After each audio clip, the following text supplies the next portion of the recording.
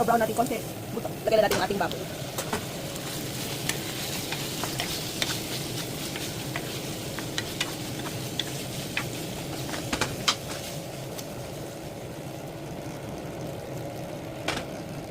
Paluto muna natin hanggang sa magmantika to. Lagyan kong paminta. Nagmantika na ang baboy, yung iba, brown na. Yung taba, naging brown na. Pwede na natin lagay yung ayan, pwede na lagay yung lagay ko ng sili para masala. Ito yung bagoong ko.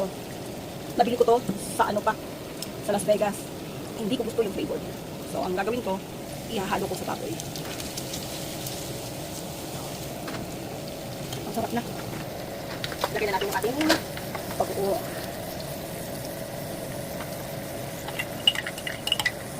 Hindi ko gusto yung bagoong, kaya iluto ko.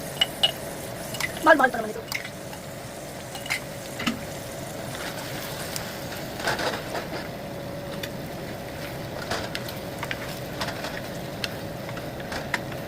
Ayan na siya, pakuluin lang natin kasi para maluto na yung bagoong. Mahal siya. Nag-aantay ang aking mangga na napakalaki po, oh. Nag-aantay ng aking bagoong, oh, ha?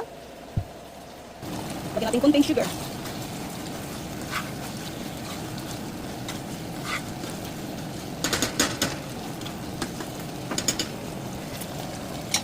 Ay, nako po, ang sarap. Kulang ng talong, okra na nilaga.